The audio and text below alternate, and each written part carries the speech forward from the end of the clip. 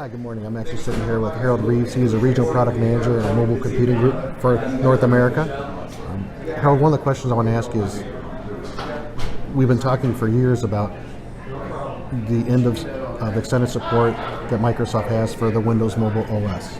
That date is coming up in, less than 2 years, January 14, 2016. We know that many of our customers buy our devices and want to keep the device for 5, maybe 6, maybe even longer, 5, 6, 7 years. What would you say to a sales rep who maybe has recently just sold a Windows Mobile device this week, this month, even within the last year, because their end user is going to have some time where there may be a security gap. Coverage gap, I should say. I think, Mark, one of the very first things you need to do is start thinking about your account strategy, and maybe the first place you start is with your credibility. So you need to go and think about, hey, I've just sold product to a customer, and I'm going to have that discussion with them about the product life cycle. We've got a real nice story on hardware support, but software support's going to be a little different on these products. There's not going to be a promise of anything being done or patched on those devices for the whole hardware life cycle, and you're going to have to get your story ready for how you're going to talk your customer through, hey, here's how we use the device, here's how we protect your environment, here's how we set the security posture. But where are they in that position with respect to the operating system, the need for patches, the need to go and validate that with third parties? They need to go and you have that with them. So you start with maybe a discussion, does your IT department have a requirement that your operating system must be patched?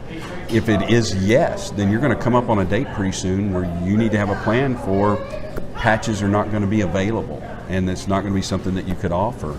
Do they have any external compliances? Is there a PCI requirement or a FIPS requirement? Or some other maybe finance requirement for their public reporting as a public company.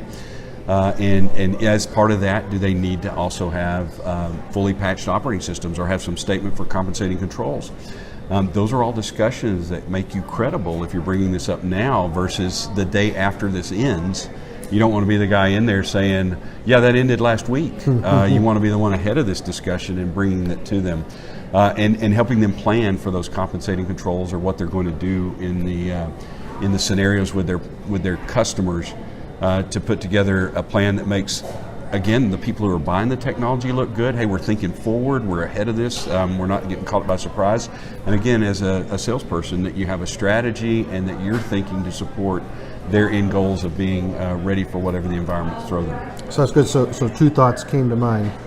Just one, to reiterate, somebody buys our 5-year life cycle device, we're going to support it for 5 years, even after the last date of manufacture. That's our target.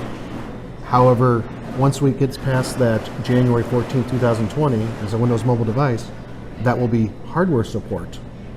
Right. You'll have an expectation of hardware support.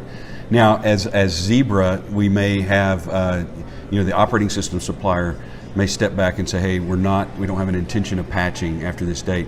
But as Zebra, we may have the ability for certain pieces to be able to patch. A great example we've talked about would be like the crack vulnerability last year. That was actually down in the wireless LAN driver. And so Zebra owning the wireless LAN driver for our devices, we were able to put that patch out without having to interact with the operating system supplier.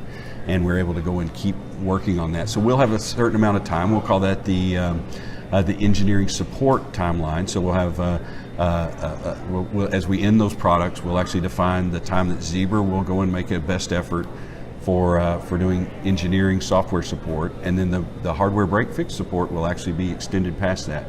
If you go back and look, we've been through this before. They're actually all documented in PMBs for previous products as we've done this. It's just maybe we haven't had to pay as much attention in the past as we're going to now. Well, it's clearly a different world. I mean, the frenetic pace at which OS versions are being released is far different than what it's been, especially if you're using Windows Mobile 6.5.3. There hasn't been a hardware a version of that released in multiple years even. You don't worry about this. So you mentioned crack, that security breach.